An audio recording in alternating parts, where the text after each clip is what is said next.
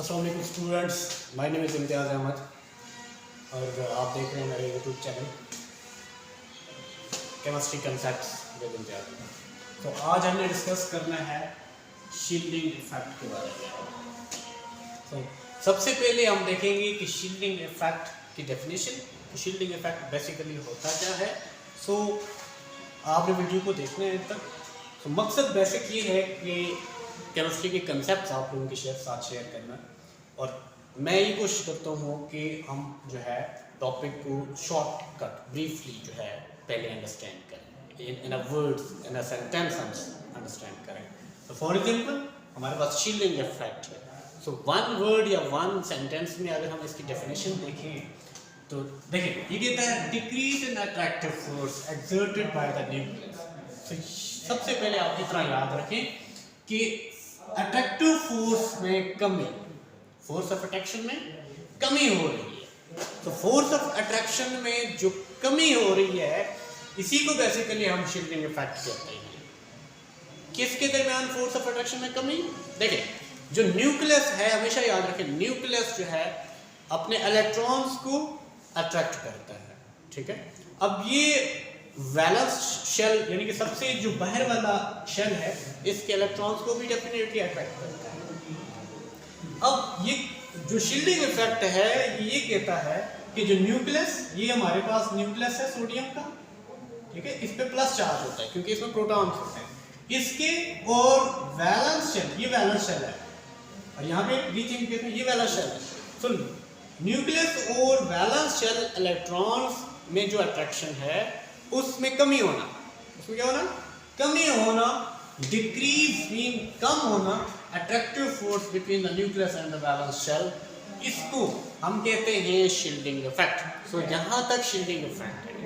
आगे इसकी रीजन लिखी हुई है on the valence shell electron, आगे इसकी रीजन लिखी हुई किस वजह से? Due to the electrons, due to the presence of electron, उन इलेक्ट्रॉन्स की वजह से जो प्रेजेंट है, लाइन पड़े हुए हैं या प्रेजेंट हैं between the nucleus and the valence shell, यानी कि न्यूक्लियस, ये न्यूक्लियस है और ये वैलेंस शेल है, ठीक है।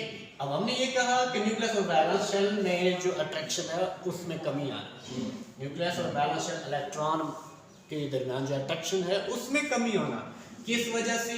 इलेक्ट्रॉन्स लाइन इन बिटवीन, यानी इनके दरमियान में जो इलेक्ट्रॉन, फॉर एग्जांपल ये न्यूक्लियस है और ये वैलेंस शेल है, इसके दरमियान यहाँ पे जो इलेक्ट्रॉन्स हैं उनकी वजह से इस वैलेंस इलेक्ट्रॉन और न्यूक्लियस में जो अट्रैक्शन है उसमें कमी को हम क्या कहते हैं? शील्डिंग इफेक्ट कहते हैं।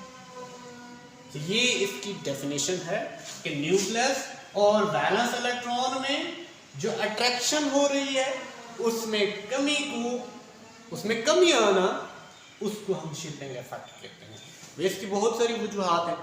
सबसे पहली वजह ये है कि जो हमने देखी कि जो इलेक्ट्रॉन्स जो इन बिटवीन, इनके दरमियान में जो इलेक्ट्रॉन्स हैं उनकी वजह से, इनके दरमियान में जो इलेक्ट्रॉन्स आ रहे हैं, ये वाले electron in between, line in between the nucleus and the valence shell, जो इलेक्ट्रॉन्स आ रहे हैं इनकी वजह से क्या हो रहा है? शील्डिंग इफेक्ट, यानी कि फोर्स ऑफ अट्रैक्शन में कमी आती है, फोर्स ऑफ अट्रैक्शन में कमी आती है।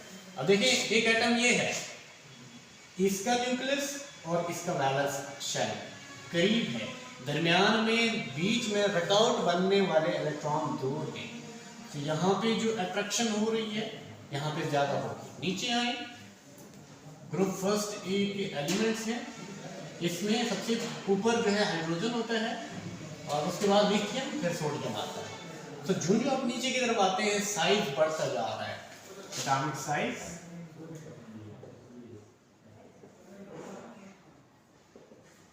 इन ग्रुप्स, यहाँ पे मैं लिखूंगा ग्रुप्स। तो बेसिकली ये वेरिएशंस हैं, यानी शील्डिंग इफेक्ट किस तरह चेंज हो रहा है, वेरी करना, वेरिएशंस, वेरिएशंस किसमें? इन ग्रुप्स हम सबसे पहले देखेंगे। सो ग्रुप्स की अगर हम बात करें तो शील्डिंग इफेक्ट यानी कि डिक्रीज इन अट्रैक्शन, इस अट्रैक्शन में जो कमी है, ये जो इफेक्ट, ये एक इफेक्ट है, ये बढ़ रहा है, इंक्रीज हो रहा है। सबसे पहले इंक्रीज हो रहा है, क्या shielding effect in groups NP.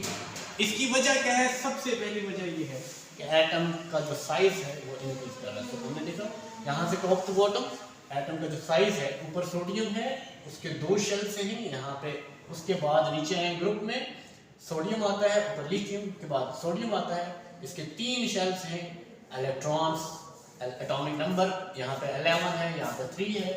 So size बढ़ रहा है, आपके सामने नजर आ रहा है, साइज बढ़ रहा है। इससे नीचे जो एटम है, इससे नीचे जो एटम है उसका साइज पोटेशियम और ज्यादा बढ़ा है, ठीक है।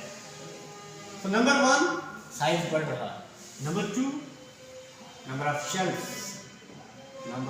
शेल्स इंक्रीज कर रहे हैं। नंबर ऑफ शेल्स क्या हो रहे हैं? इंक्रीज कर रहे हैं। तो आपने देखा यहाँ पे 2 शेल्स हैं, यहाँ पे 3 शेल्स हैं, यहाँ पे 4 शेल्स रहेंगे, ठीक है।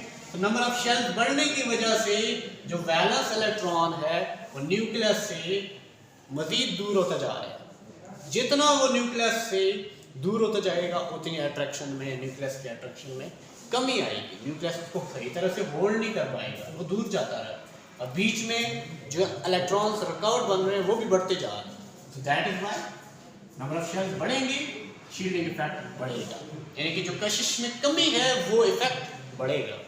Basically shielding effect, this is an effect. क्या इफेक्ट है कि अट्रैक्शन में कमी हो जाती है, तो अट्रैक्शन में कमी को हम शील्डिंग इफेक्ट करें। ये वाला इफेक्ट टॉप टू बॉटम क्या हो रहा है? बढ़ता जा रहा है। तो नंबर 3 नंबर ऑफ शेल्स हमने कहा, नंबर ऑफ जब एटॉमिक नंबर बढ़ रहा है, एटॉमिक नंबर इंक्रीजेस, ठीक है, एटॉमिक नंबर बढ़ रहा है, साइज भी बढ़ रहा है। So electrons line between the valence shell and nucleus और वैलेंस शेल में जो इलेक्ट्रॉन्स बीच में हैं वो जो है रिकॉर्ड बनेगी। इसको हम स्क्रीनिंग इफेक्ट भी कहते हैं। ट्राई टू अंडरस्टैंड क्यों स्क्रीनिंग इफेक्ट? क्योंकि ये जो दरमियान में इलेक्ट्रॉन से ये बाहर वाले इलेक्ट्रॉन्स को शील्ड कर रहे हैं, यानी कि उसको रोक रहे हैं, उसकी अट्रैक्शन रोक रहे हैं, स्क्रीन के तौर पर एक्ट करते हैं। अब किसी फॉर एग्जाम्पल किसी चीज़ के आगे कोई स्क्रीन आप रखते हैं तो वो उसमें फॉर एग्जाम्पल लाइट के सामने आप स्क्रीन रखें तो वो उसको रिकॉर्ड बनेगी। तो इसी तरह ये शील्ड कर रहे हैं, रिकॉर्ड बन रहे हैं, स्क्रीनिंग इफेक्ट है, स्क्रीन कर रहे हैं बाहर वाले इलेक्ट्रॉन को न्यूक्लियस से। तो न्यूक्लियस सही तरह से उसको अट्रैक्ट नहीं कर रहा है। जो जो आप टॉप टू बॉटम आएंगे साइज बढ़ता जाएगा। सो वैलेंस शेल इलेक्ट्रॉन्स न्यूक्लियस से दूर होते जाएंगे, तो उनको निकालना फिर ये हम देखते हैं आयनाइजेशन। इसी तरह अगर हम बात करें वेरिएशन इन पीरियड, तो पीरियड चूंकि लेफ्ट टू राइट होता है, लेफ्ट टू राइट, ग्रुप क्या होता है? Top to bottom. पीरियड क्या होता है? Left to right. Periodic table का लेफ्ट टू राइट पीरियड होता है। तो जब हम पीरियड की बात करते हैं, फॉर एग्जांपल हम देखते हैं लिथियम के बाद क्या आता है? फिर आता है बोरॉन, ठीक है, फिर आता है कार्बन, ठीक है। तो मीन टू से ये फिर आता है नाइट्रोजन, फिर आता है ऑक्सीजन, फिर आता है फ्लोरीन। तो मीन टू से यहाँ पे 3 इलेक्ट्रॉन, बेरिलियम के 4 इलेक्ट्रॉन, यानी कि इसके एटॉमिक नंबर 4 है, बोरॉन का 5 है, कार्बन का 6 है, नाइट्रोजन का 7 है, ऑक्सीजन का 8 है, फ्लोरीन का 9।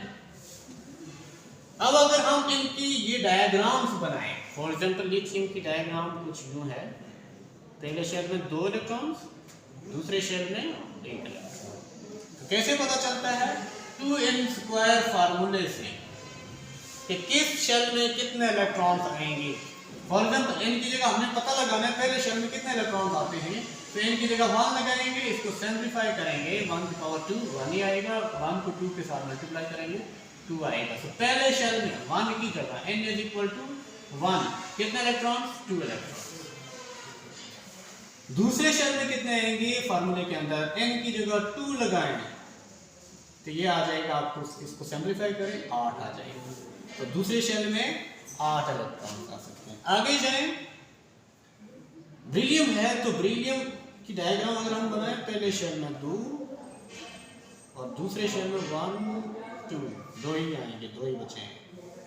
4 टोटल है इलेक्ट्रॉन्स, 2 पहले शेल में, 2 दूसरे शेल में।